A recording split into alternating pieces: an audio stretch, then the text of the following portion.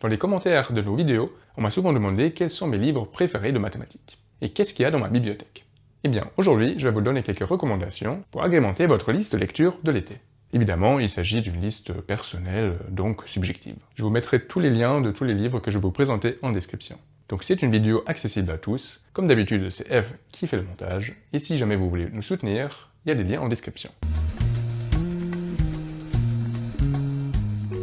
Commençons par des livres de vulgarisation. Quand j'étais ado, j'aimais beaucoup ça. Je me souviens notamment de deux livres. Histoire de Code secret de Simon Singh et La symphonie des nombres premiers de Marcus du Sautoy.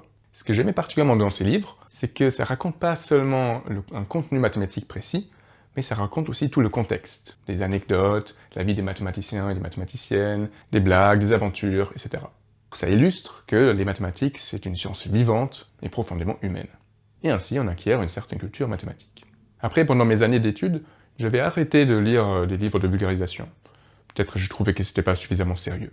Et puis, en commençant à faire la recherche, je me suis remis, parce que désormais, je pouvais comparer à ma propre expérience. Bien sûr, l'incontournable de la littérature française dans la vulgarisation mathématique, c'est Michael Launay. J'en ai lu plusieurs, mais mon préféré, c'est Le Terme du parapluie. Il y a encore deux livres de vulgarisation qui sortent un peu du lot dont j'ai envie de parler ici. Le premier, c'est Logicomix. C'est une BD qui parle de mathématiques. Plus précisément, elle raconte l'histoire de la logique. Les grands noms comme Cantor, Bertrand Russell ou encore Gödel. Et les BD en mathématiques, c'est quelque chose de très rare, même si c'est maintenant en train de se développer un peu. Donc le dernier livre dont je vais vous parler, il s'appelle Goûter maths. C'est un livre haut en couleurs avec plein d'illustrations et qui traite le sujet des mathématiques en cuisine. Et d'ailleurs, j'ai rencontré son autrice, Eva Coro, il y a 2 ans, au salon Culture et Jeux Mathématiques. Elle était alors en terminale et elle venait me présenter son bouquin. Et c'était vraiment impressionnant. D'ailleurs, entre-temps, elle a écrit 2 autres. Donc, le premier tome, c'est les maths de la cuisine. Le deuxième tome, c'est un peu plus sur la physique. Et le troisième, sur les géosciences. Donc, en plus d'être très illustré et très original, on y apprend vraiment plein de choses. De la symétrie des fruits, à la forme des graines dans une grenade, les façons d'éplucher une orange, etc. Comme pour tous les autres bouquins, vous trouvez le lien en description, mais pour celui-là, vous n'allez pas le trouver en librairie. Il faut le commander sur le site d'Eva Coro. Parlons à présent de livres métamathématiques, qui vont parler de la façon dont on fait des maths. Et il n'y en a pas tant que ça. Le premier, que j'ai lu tout récemment, c'est un livre de David Bessis qui s'appelle Mathematica. Dans ce livre, David Bessis essaye d'expliquer ce qui se passe réellement dans la tête des mathématiciens quand ils font des maths. Comme il s'agit d'une activité invisible, qu'on ne peut pas juste imiter, il aborde une question vraiment difficile d'accès. Et d'ailleurs, dans la littérature, c'est très rarement abordé.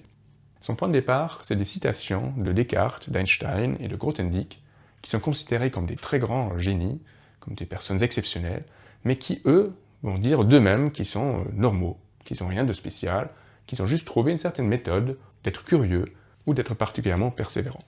Pour Descartes, seule l'expérience des mathématiques permet de vraiment comprendre ce que comprendre veut dire. C'est aussi ce que j'en retiens à titre personnel. Ils m'ont appris à reconnaître une idée nouvelle, à en prendre soin et à lui tendre l'oreille pour lui donner une chance de grandir. Ils m'ont appris à écouter mes émotions. Je sais maintenant que ma sensibilité et ma naïveté sont mes plus puissantes armes intellectuelles. La démarche mathématique est une démarche d'intégrité et d'alignement avec soi-même. C'est un livre un peu entre mathématiques et développement personnel. Il va en particulier, entre autres, vous donner quelques exercices pour entraîner votre cerveau.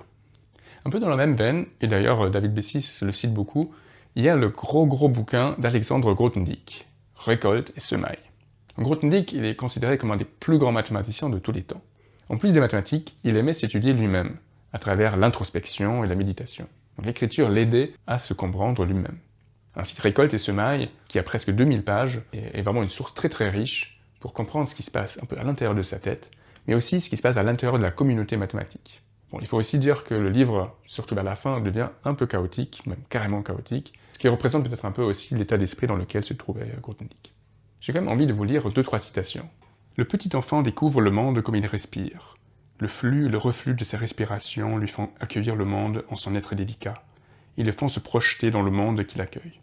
L'adulte aussi découvre, en ces rares instants où il a oublié ses peurs et son savoir, quand il regarde les choses ou lui-même, avec des yeux grands ouverts, avide de connaître, des yeux neufs, des yeux d'enfant.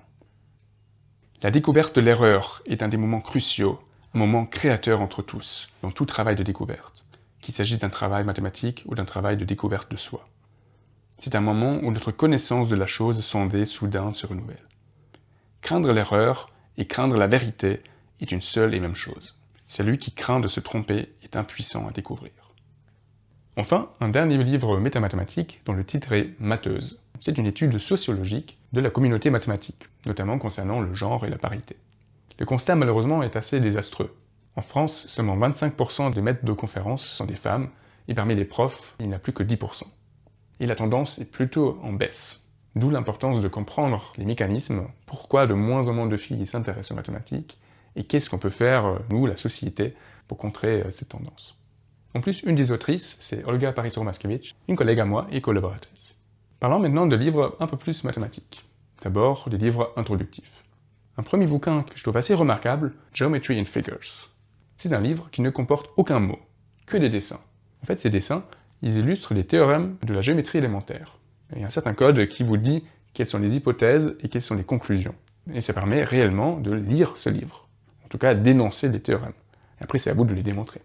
D'ailleurs, ce livre est pas mal utilisé dans la préparation olympique pour justement s'entraîner à comprendre et à démontrer des énoncés de géométrie. Un livre un peu similaire, mais pas vraiment, c'est le Topological Picture Book. C'est un livre qui va vous apprendre à dessiner des objets mathématiques. Mais attention, des objets vraiment compliqués, comme des nœuds, des surfaces de dimension 2 ou 3, ou encore des singularités. Ce livre, c'est un très bon mélange à la fois entre des aspects artistiques, quels éléments mettre en valeur, comment mettre l'ombre, comment mettre la perspective, mais aussi des aspects mathématiques. Comment comprendre le concept qu'on est en train de dessiner, et même comment mieux comprendre en fait ce concept à travers l'illustration. Et c'est un va-et-vient. Comprendre les mathématiques à travers l'illustration, mais aussi comprendre l'illustration à travers les mathématiques.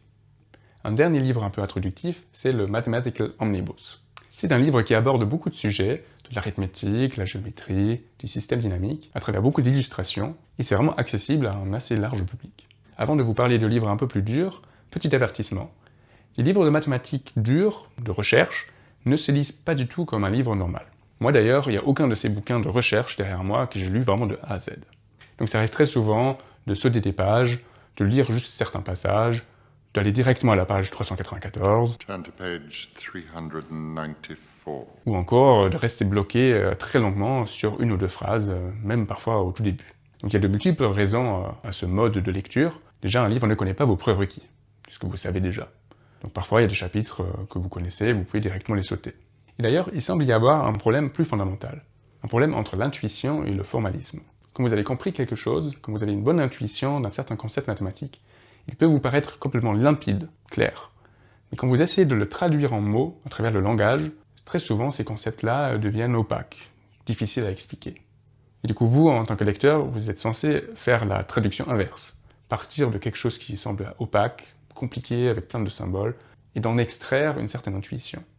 Un bon texte mathématique, c'est un bon mélange entre l'intuition et le formalisme.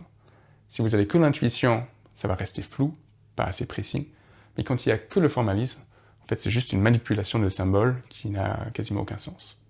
Parmi les livres, on va dire, moyennement difficiles, il se trouve probablement le livre le plus connu, le plus classique en mathématiques, qui s'appelle Raisonnement divin.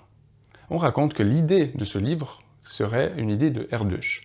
Erdős, un mathématicien très prolifique, qui travaille dans plein de domaines mathématiques, il avait cette idée que chaque énoncé mathématique, chaque théorème, avait une preuve qui était, parmi toutes les preuves possibles, la plus élégante, celle qui était en quelque sorte divine. Et du coup, il rêvait d'écrire en fait ce bouquin. Finalement, c'est deux autres mathématiciens, Aigner et Ziegler, qui ont entrepris cette tâche. Le résultat est un livre avec plein de résultats, avec des preuves vraiment très très belles. Mais bien sûr, c'est un projet sans fin.